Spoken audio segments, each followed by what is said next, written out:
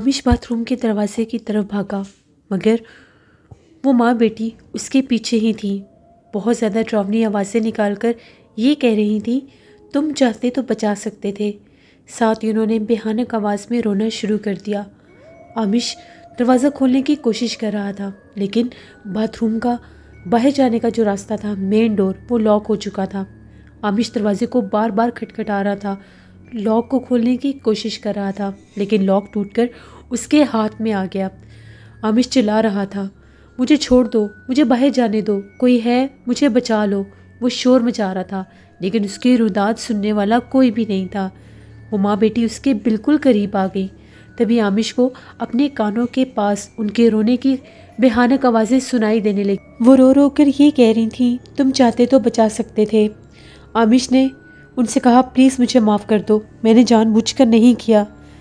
मैंने बहुत कोशिश की थी कि मैं तुम लोगों को हिट ना करूं। मुझे माफ़ कर दो, प्लीज़ मुझे जाने दो, मेरा कोई कसूर नहीं है, मुझे मत मारना, प्लीज़ मुझे जाने दो। आमिश गिड़गिड़ा रहा था, मगर वो बिल्कुल उसके करीब थी। वो छोटी सी बच्ची आमिश के कपड़े नोचने लगी। आमिश बहुत डरा हुआ था। आमिश पाँव के बल ज़मीन पर बैठ गया और उनसे माफ़िया मांगने लग गया। वो बहुत खौफज़दा था। तभी आमिश को अपने कानों से आवाज़ जाती महसूस हुई। आमिश वहीं गिरा और बेहोश हो गया। उसके दोस्त उसका इंतज़ार कर रहे थे। तभी जवाद कहने लगा, आमिश कहाँ गया? उसको बहुत देर हो गई है। हमाद ने कहा, वो वॉशरूम गया था, चलो उठकर देखते हैं कहाँ रह गया है। उसे गए हुए 10 से 15 मिनट हो गए हैं। तभी उसके दोस्त आमिश को ढूंढते हुए जैसे ही बाथरूम के मेन डोर के पास आए, दरवाज़ा अंदर से बंद था। उन लोगों ने दरवाज़ा खोलने की कोशिश की, लेकिन दरवाजे का लॉक टूटा हुआ था। अरे ये क्या, दरवाजे का लॉक तो टूटा हुआ है और दरवाज़ा अंदर से बंद है, अब हम लोग क्या करें?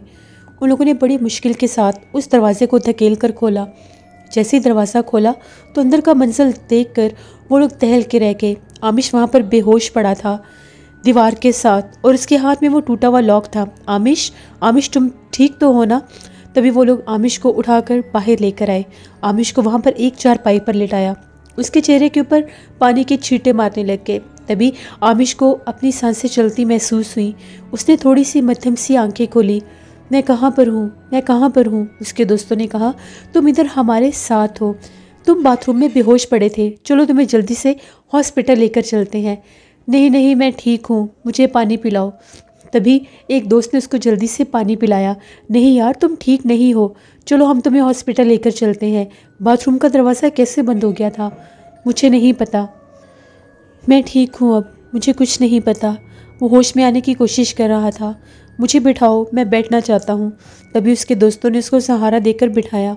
आमिश को अपना सर घूमता हुआ महसूस हो रहा था। उसकी आंखों के आगे वो सारा मंजर बार बार घूम रहा था। वो बहुत ज़्यादा खौफज़दा था। आमिश ने कहा, जल्दी से घर चलो, मुझे घर जाना है, यहाँ से जल्दी से निकलो। अभी वो लोग बात ही कर रहे थे, आमिश के नंबर पर एक फ़ोन कॉल आई। जब उन लोगों ने देखा तो वो फ़ोन कॉल जो थी उसके घर से आ रही थी।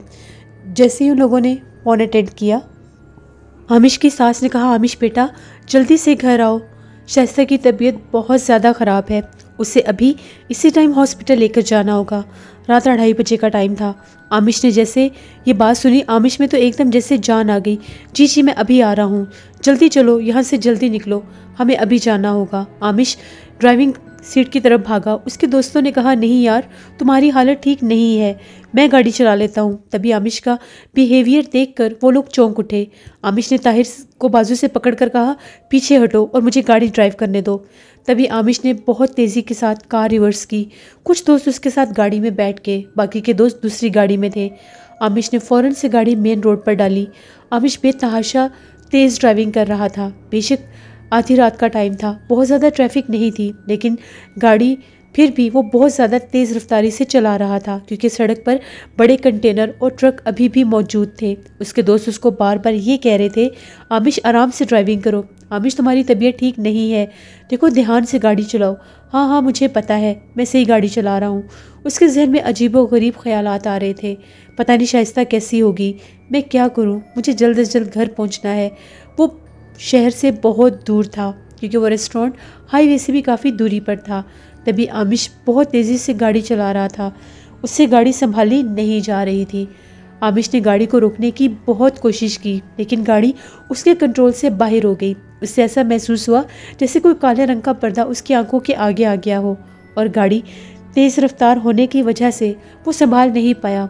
गाड़ी मेन रोड से होती हुई नीचे कच्चे की तरफ उतर गई। वहाँ पर एक छोटा सा पत्थर था जिससे गाड़ी रुक गई और जाकर किसी दरख्त से टकराते हुए बच गई। मौजसाती तौर पर वो सारे दोस्त बच गए। अगर उसी टाइम एयरबैग्स ना खुलते तो पता नहीं क्या हो जाता।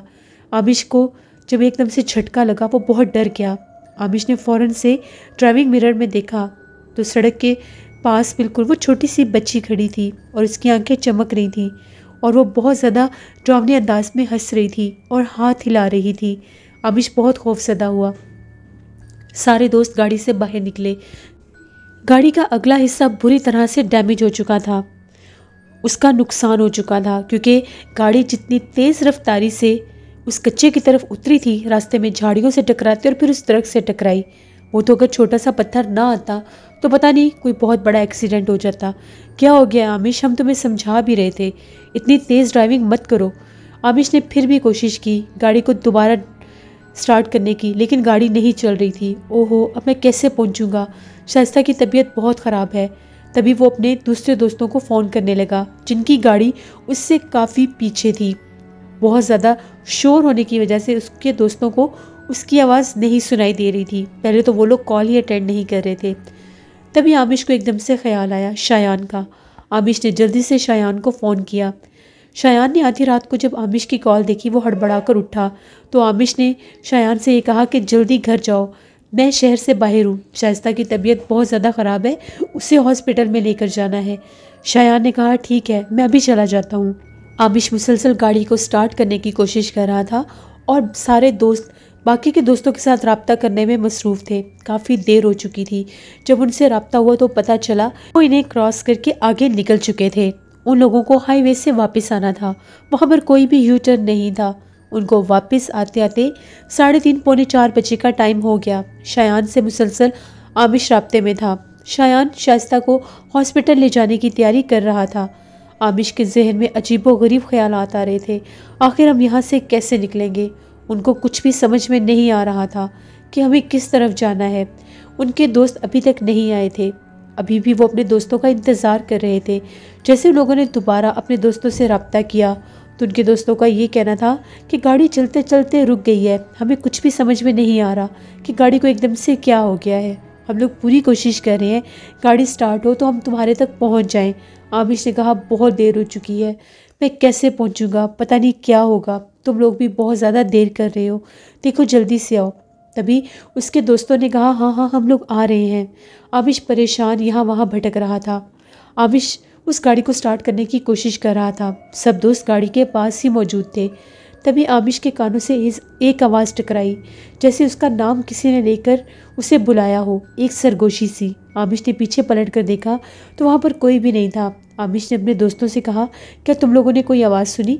जबकि उसके दोस्त चौंक कर उसकी तरफ देखने लगे। नहीं, कैसी आवाज़? मुझे ऐसा लगा कि मेरा नाम किसी ने लिया है। नहीं आमिश, रिलैक्स हो जाओ, तुम इस वक्त बहुत ज़्यादा स्ट्रेस में हो, इसीलिए तुम्हें ऐसी बातें महसूस हो रही हैं, किसी ने भी तुम्हारा नाम नहीं लिया। तभी आमिश ना चाहते हुए बार बार उसी जानिब देख रहा था जिस तरफ से उसे आवाज़ आ रही थी। तभी आमिश की नज़र उन दरख्तों में पड़ी जिन वीरानों में जिस कच्चे में लोगों की गाड़ी फंसी हुई थी।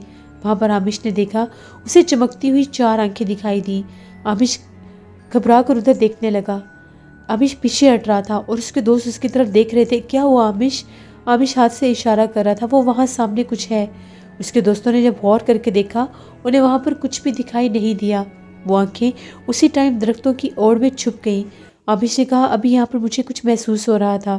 देखो आमिश, यहाँ वहाँ ध्यान मत दो, कुछ नहीं होगा, हम लोग अभी यहाँ से निकल जाएंगे, वो लोग वापस आ रहे होंगे, जल्दी से उन्हें फ़ोन करो, वो लोग अभी तक क्यों नहीं पहुँचे। दोबारा से दूसरी गाड़ी को फ़ोन किया गया। उन दोस्तों ने ये कहा कि गाड़ी स्टार्ट हो चुकी है, हम लोग बस निकल रहे हैं, जल्दी आ जाओ, देखो बहुत देर हो चुकी है।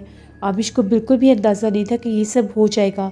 आमिश के दोस्त हम्माद ने कहा सिर्फ तुम्हारी एक गलती की वजह से हम यहाँ पर फंस गए हैं। तुम्हें कहा था ना कि गाड़ी इतनी तेज़ रफ्तारी से मत चलाओ, शुक्र करो हम लोगों की जान बच गई है। मैं गाड़ी आराम से भी चलाता तो ये सब हो जाना था। क्या मतलब? क्योंकि वो मेरे पीछे अभी भी लगी हुई हैं। किसकी बात कर रहे हो? छोड़ो यार, वो सब एक सीसीटीवी फुटेज था। अभी तक तुम्हारे ज़हन पर वो बातें सवार हैं। नहीं, मैं सच कह रहा हूँ, बाथरूम में भी मुझे वही दिखाई दी थी। वो एक बाथरूम से बाहर निकली थी।